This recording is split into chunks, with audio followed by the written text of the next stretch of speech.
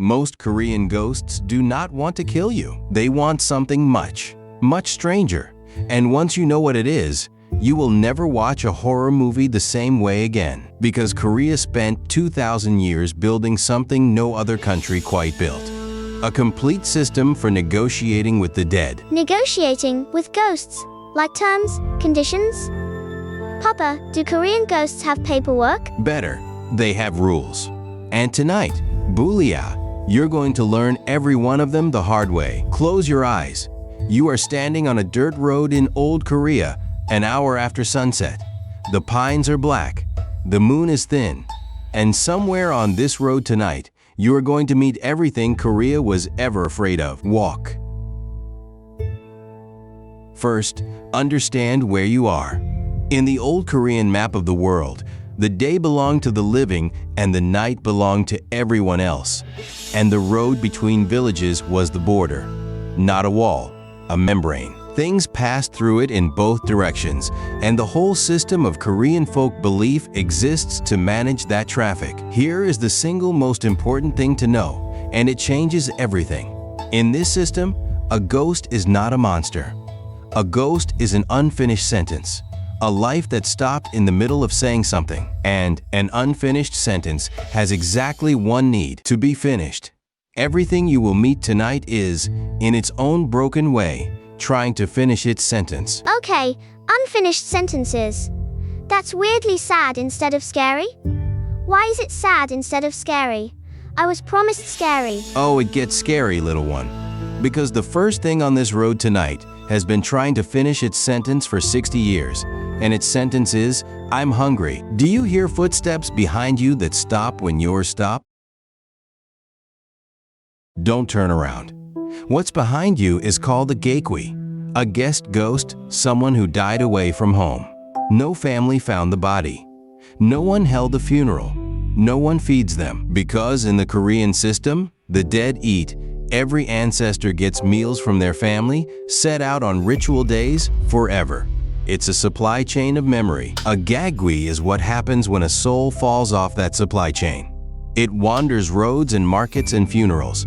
Anywhere there's food and warmth, starving, forever. Next to a world full of dinner tables it isn't invited to. That is the worst thing I've ever heard. Papa, that's a stray. That's what happens to strays. Someone should feed him. And that, bulia, is exactly what Koreans did. Here's the strange part. The cure for a gaekgwi is not an exorcist screaming in Latin. When a gaekgwi latched onto a traveler, sudden fever, strange voice, I'm hungry, the grandmother of the house would cook a small meal, carry it to the crossroads, and say out loud, eat, and then go your way. A bowl of rice and permission to leave. That's the whole ritual. It works in the story logic because it finishes the sentence. I'm hungry becomes I was fed. But notice what the grandmother also carried. A knife stuck into the ground beside the bowl. Dinner and a boundary. Kindness with a fence around it. Hold on to that pattern, you'll see it at every stop tonight. The footsteps behind you just faded. But ahead by the old well, someone is crying. And this one, little one, this one has been crying for 400 years. Why would the entire village let her? The woman by the well wears white, the color of mourning, worn by the one being mourned. Loose hair, which in Joseon, Korea meant something socially impossible. A person outside every category. She is the cheonyeo-gwishin, the maiden ghost, the most famous ghost in Korea. And here is the system question nobody asks. Why is Korea's most famous ghost a young woman? Because the system runs on unfinished sentences. And old Korea gave young women the most unfinished lives. No name in the family record, no say in her marriage, no justice if she was wronged. If she died with her story untold, there was no legal channel, no court, no newspaper for her. So the story world built her one. She became what Koreans call han, grief that has been compressed so long it becomes a physical force. Think of it like a knot pulled tighter every year for centuries.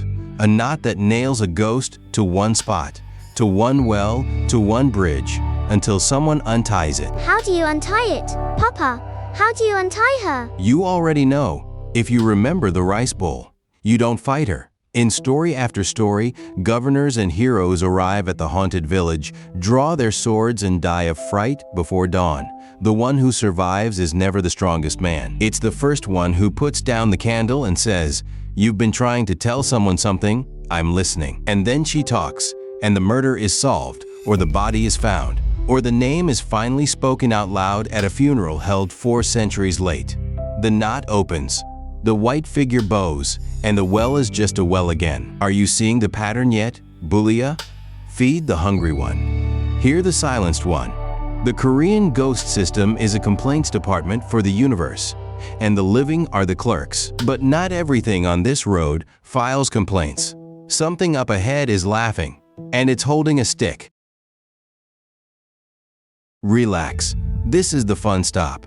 The thing with the stick is a dokkaebi, and before your imagination betrays you, not a demon, not the horned Japanese oni that colonial textbooks pasted over him. A dokkaebi was never human, so it has no unfinished sentence, no hand, no grudge. It's something much rarer in world folklore. It's bored. Dokkaebi are born from old things, a worn broom, a fire poker, a threshing flail that soaked up decades of human hands. They have one magic stick that pulls gold out of nothing, superhuman strength, and the emotional life of a 9-year-old at a sleepover.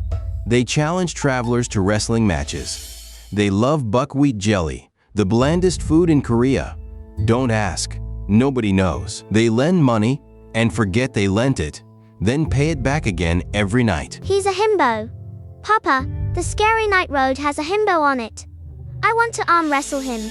Can I? Okay, wait. In my head, I just bet my dinner on it. That was a chicken level error. Walk me back. Everyone makes that error.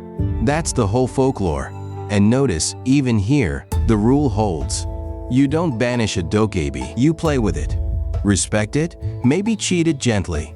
Grab its left leg in the wrestling match. It's weak on the left. Every Korean grandmother knows. The system doesn't have a single being you deal with by pure violence. Almost. Do you feel that? The frogs just stopped. The dokkaebi just stopped laughing. Everything on this road that can hide is hiding, because the next travelers coming up this road are not ghosts at all. And even ghosts fear them. 3 men in black wide hats walking in step. Jeoseung-saja, the messengers of the underworld. And here is where the Korean system does something genuinely strange. Bulia, so listen carefully. Death in this system is not a monster either. It's a bureaucracy. There is a ledger. There are names. There are 3 civil servants who have been walking the same roads for 10,000 years, collecting the dead on schedule in triplicate, and they are exhausted. They look tired, Papa. Actually tired. Their feet. Nobody ever thinks about their feet, do they? Nobody. And that is precisely the door the system leaves open, because a bureaucracy is not evil, it's exact. And anything exact can be negotiated with at the margins. Korean folklore is full of stories where a mother sets a midnight table for the 3 collectors, rice, wine, straw shoes for those 10,000-year feet. And the ledger develops a very small clerical error, and a boy fated to die at 19 lives to 99. To this day tonight, in modern Korea, outside funeral halls, you will find 3 bowls of rice by the door. The messenger's meal. We never stopped setting that table, so the hungry get fed, the silence get heard, the bored get played with. Even death gets dinner and new shoes. Which leaves one last question. The question the whole system is built around, and the reason your ears should stay sharp on this road. What about the things that can't be fed, heard, or played with? What does Korea do about the thing in the trees that is wearing a human voice? Because that exists too, and the system is honest about it. Some things on the night road are not unfinished sentences. They were never people. They were never anything you can negotiate with. The tiger that learns a woman's face, the white-furred thing above Jangsan that calls you in your mother's voice. For these, the system has exactly one rule, and it is not kind, and it is not curious. Draw the line. The backward twisted rope on the gate, the knife in the ground, the 2 questions only your real family can answer. You do not feed it.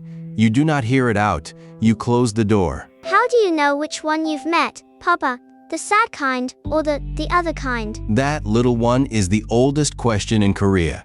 And the honest answer is, sometimes you don't. And that's what the rituals are for. The bowl at the crossroads works on both. The hungry ghost eats and leaves, and the predator finds a knife in the ground and a grandmother who isn't fooled. The system doesn't ask you to diagnose the dark. It gives you one protocol that is generous first and armored second. Feed what can be fed. Fence out what can't. And never ever confuse the two directions. And now you can see the whole machine. BBuri. So let's name what you walk through. A hungry stranger, fed, then released. A silence girl, heard, then freed. A bored spirit, played with. 3 tired clerks, given dinner and shoes. 1 true predator, shut out, firmly without hatred, the way you close a door in winter. Every other ghost system in the world is built on the question, how do we destroy the dark? Korea's is built on a different question, and it's the reason none of tonight's rituals involve a sword. What does the dark actually need? And can we afford to give it? Hongik ingan. Benefit all beings. It's the founding idea of the first Korean kingdom, 4,000 years old, and the old people applied it all the way down. Not just to neighbors, not just to strangers, to the dead, to the monsters, to the exhausted clerks of hell. Everything gets a seat at the table, or a clean line it may not cross. Nothing gets hatred. That's the system. That's the whole road. The sun is coming up, Bulia, and the road is just a road again. But it runs on, past this hill, through 1,000 more stories, the fox with the marble, the bride in the water jar, the rope with the red peppers. It's the stray dog rule, Papa. The whole country runs on the stray dog rule. You don't ask if the growling thing deserves dinner. You put the bowl down, and you keep your hand out of reach, and mostly the growling stops.